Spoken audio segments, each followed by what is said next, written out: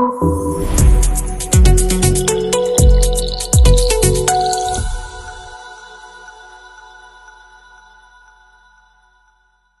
alaykum, hurmatli tinglovchilar. Bugungi podkastimiz mavzusi axborotlashgan jamiyatda antropogenez muammolari hisoblanadi. Bugun biz davlat, jamiyat va sivilizatsiya muammolari haqida gaplashamiz.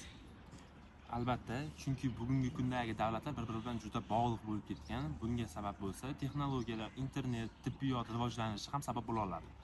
Globallashuv deganda davlatlar o'rtasidagi o'zaro iqtisodiy, madaniy va siyosiy aloqalarning rivojlanishi tushuniladi. Hozirgi kunda dunyoning bir nuqtasida sodir bo'layotgan voqealar dunyoning narigi chekkasidagi davlatlarga ham bevosita ta'sir o'tkazmoqda. Moddiy hayot deganda oziq-ovqat, kiyim-kechak, iqtisodiy masalalar tushuniladi.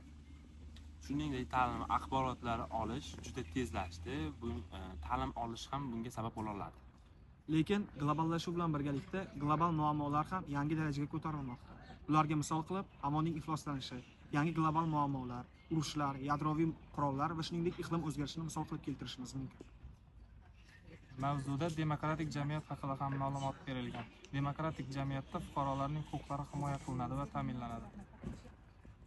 Bundan tashqari, urush va tinchlik global muammolardan biri hisoblanadi. Chunki urush bo'lganda bitta davlat emas, balki dunyo zarar ko'radi. Olimlar fikricha, bu muammolarni bir davlatning o'zi hal qila olmaydi. Bu muammolarni hal qilish uchun dunyodagi barcha davlatlar, xalqlar, millatlar birgalikda bir yoqadan bosh chiqarib harakat qilishi kerak. Sharq va g'arb sivilizatsiyalari dunyo taraqqiyotiga juda katta ta'sir ko'rsatgan.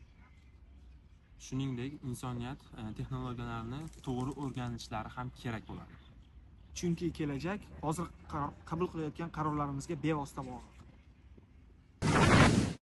Demak, globallashuv insoniyatga juda katta imkoniyatlar yaratmoqda. Ammo global muammolarni unutmasligimiz kerak va bu muammolarni iloji boricha kelajak avlodga zarar yetkazmaydigan tarzda yechimlarni o'ylab topishimiz zarur. Kuzatganingiz uchun va bizga e'tiboringizni ajratganingiz uchun rahmat. Keyingi podkastlarda ko'rishguncha.